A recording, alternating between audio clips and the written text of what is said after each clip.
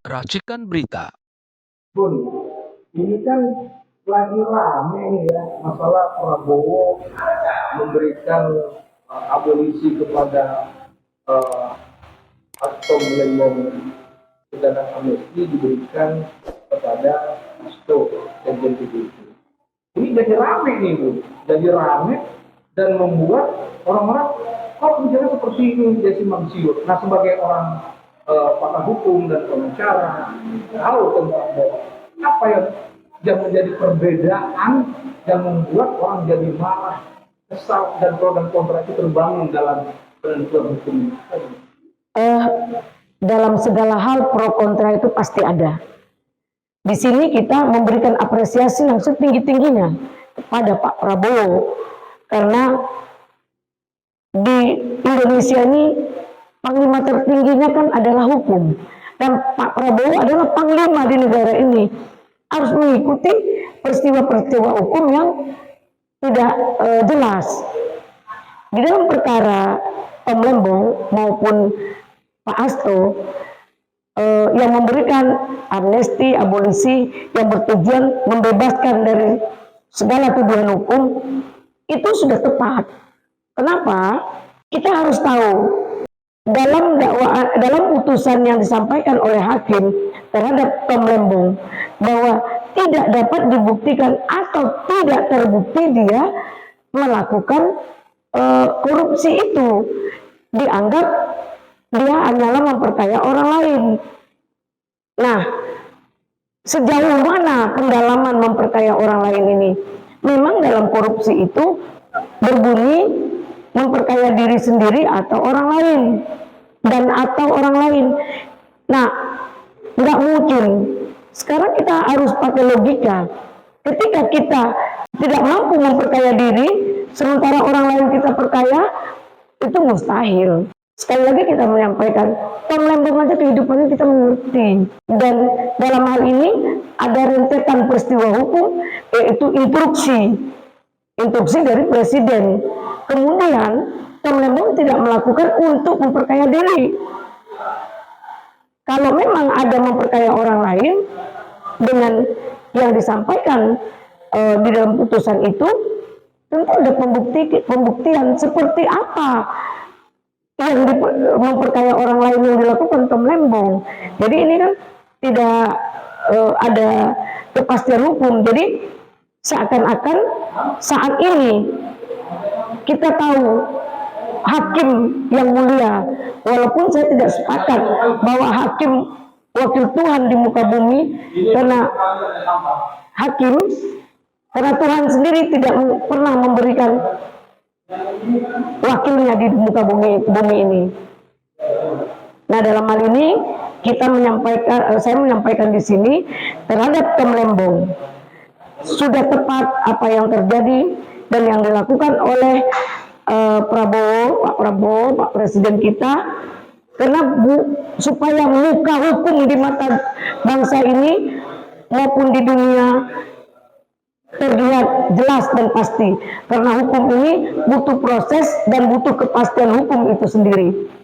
Pun ada satu yang sangat menarik dalam isu itu, Tom Lembong sempat dalam persidangan mengatakan bahwa ini adalah kebijakan dia disuruh bertambah. Setelah dia berikan abolisi, Jokowi ngomong bahwa ya itu perintah saya, secara hukum gimana dulu. Nah, kembali ke pasal 1. Sesalah-salahnya kita salah adalah yang ketua atau yang memerintah kita itu tidak bisa disalahkan, tetap yang kita yang disalahkan. Nah, dalam hal ini sebagai instruksi itu kan perjalanan kita dalam suatu pekerjaan, idealis kita ke atasan atau kita harus patuh terhadap atasan, sekalipun kita tidak harus patuh ketika dia suruh terjun ke jurang. Namun dalam hal ini Tom Lembong kan sudah punya mindset atau mengerti dalam perkara ini bahwa ini tidak membahayakan atau tidak melanggar dan dia dapat mempertanggungjawabkan. Sekarang kita melihat di fakta persidangan bahwa Tom Lembong tidak dapat dibuktikan memperkaya diri sendiri. Bu, satu, bagaimana tanggapan Bunda tentang kebijakan atau keberanian Prabowo dalam memberikan? Saya rasa sudah sangat tepat, dan juga kepada Pak Hasto juga sangat tepat. Kenapa? Pak Hasto kan diduga ya, dan di sini menyampaikan bahwa dia diduga ada melakukan korupsi. Nah, apa yang dapat dibuktikan dengan dugaan itu? Putusan hakim seperti apa? Putusan hakim 3,5 itu dengan hanya menyampaikan mens reanya ada, itu tidak etis juga. Seakan-akan hakim juga pesanan. Sekarang kan banyak kejadian. Jadi kita sebagai penegak hukum meragukan hakim. Sementara kita butuh hakim yang netral dan bijaksana dalam hal ini.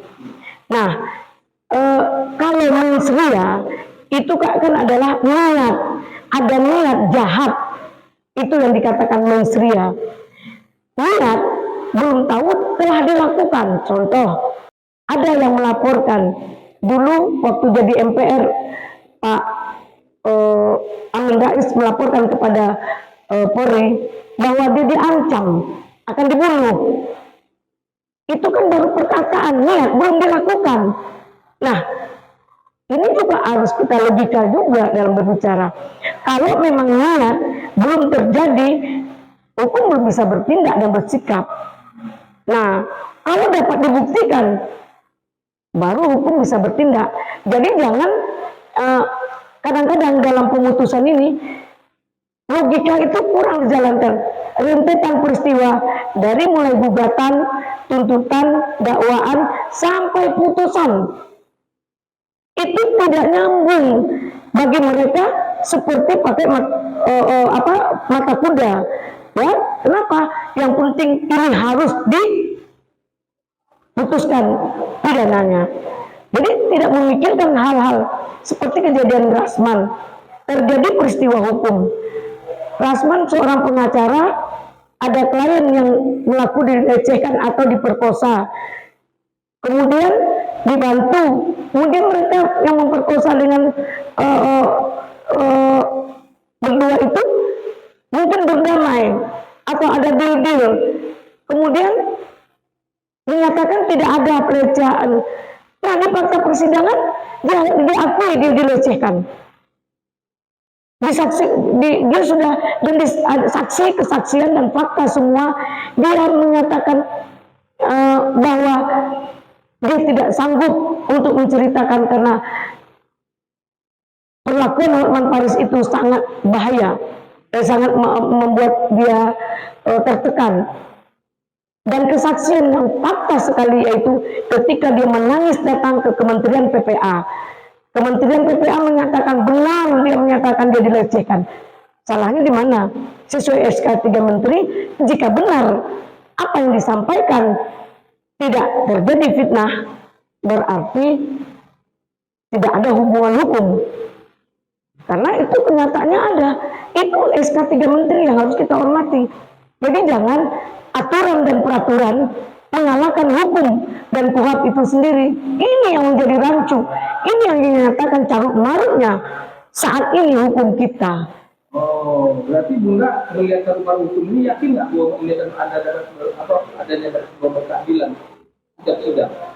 Dengan carut marut hukum kita nih, pendapat Bunda gimana? Nah, sesuai pesanan indikasi hukum ini dianggap siapa punya target, bukan berjalan dengan naluri dan etik hukum itu. Etik hukum itu apa? Makanya apalagi juga JPU ya, kadang-kadang berkolaborasi dengan hakim. Indikasi ya, dan ini ada yang sudah terjadi. Jadi keraguan kita aja yang paham hukum bisa dipelintir, apalagi orang tidak paham hukum, orang awam. Jadi mereka pasrah. Jadi untuk apa keadilan ini? Untuk apa hukum ini sementara pencari keadilan tidak mampu memberikan apa yang diharapkannya? Ini ada kasus ini sudah jadi tersangka di polisi. Tapi kebiasaan yang ini malah tidak tahan. Ini sama kayak artikel Matutina. Nah, ini yang saya sampaikan tadi. Ini kan pesanan lagi di atas kekuasaan. Pesanan itu indikasi bagi saya dalam hal ini ada dua.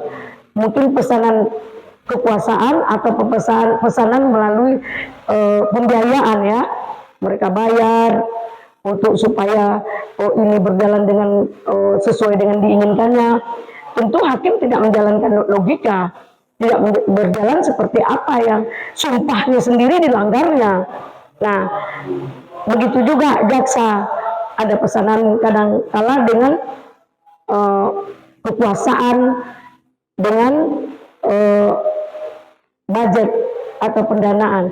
Di sini kalau ini dilakukan, ini benar-benar melanggar hukum. Orang yang masih dinyatakan terdakwa, tersangka, sudah langsung ditahan. Ini sudah diputus, kok ada ditahan, tidak dieksekusi. Ada apa dengan orang ini? Kita harus memberikan ganjaran terhadap jaksa, hakim yang sudah memutuskan jaksa tidak menahan. Hakim juga harus kontrol dong. Dia sudah memberikan putusan, kenapa dia tidak memberi teguran terhadap jaksa bahwa ini harus ditahan? Nah, semua ini berentetan ya, indikasi kemungkinan kita jangan-jangan ada hal di sebalik ini. Jadi sekali lagi, kalau hukum sudah seperti ini, negara ini mau jadi seperti apa? Jadi kita bangga saat ini Pak Prabowo yang orang yang kita anggap adalah negarawan selalu mengagung-agungkan demi rakyat, demi bangsa, dia ada menjadi presiden. Semua Habib ulama berdoa 2019 untuk Habib jadi presiden. Doa itu belum dicabut. 2024 dia jadi presiden. Oke, ada sebab akibat semuanya. Jadi presidennya mungkin ada jasa, ada budi yang ditanamkan kepada Pak Prabowo. Ingat Pak, budi itu ketika Firaun membesarkan Nabi Isa, Nabi Musa ya,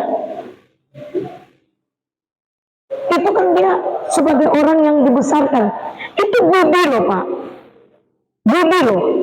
Tapi budi itu ketika melanggar pada norma hukum dan norma kehidupan, norma beragama berbangsa, kita harus buat eksekusi langsung. Tidak ada. Kenapa Pak Prabowo terlalu banyak pertimbangan kepada Pak Jokowi, indikasi dari mata hukum kita maupun bangsa ini? Pak Prabowo, dia adalah panglima, dia bisa atur semua hukum di bangsa ini, hakim jaksa. Kenapa dia takut tersandra oleh seorang Jokowi? Indikasi ya Pak.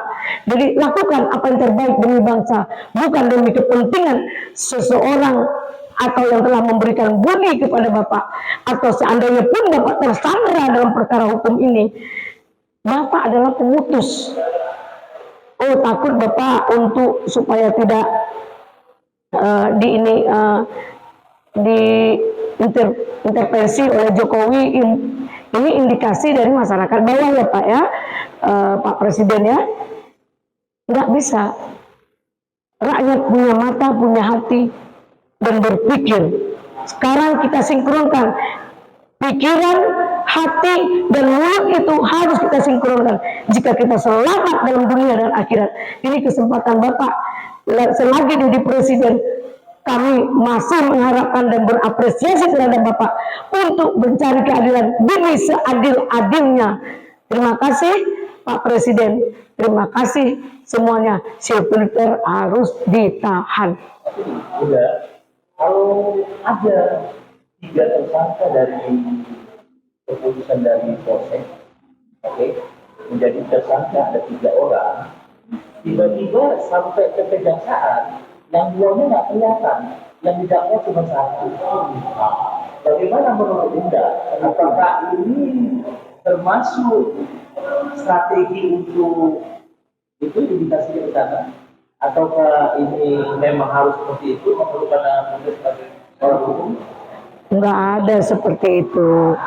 Begini, kalau kita tersangka 3 orang, yang 2 dilepas, yang 1 dijadikan tersangka dan dilanjutkan perkaranya, itu juga udah masuk angin, itu juga udah pesanan. Tersangka itu harus dibuktikan di dalam gelar perkara atau persidangan bahwa di SP3 nggak bisa dihilangkan. Jadi harus ada SPDP-nya bahwa perkara ini dihentikan demi hukum. Nggak bisa dihilangkan begitu saja. Jangan mempermainkan hukum. Karena kita selaku manusia atau bangsa yang membayar pajak taat hukum harus mendapatkan keadilan yang seadil-adilnya.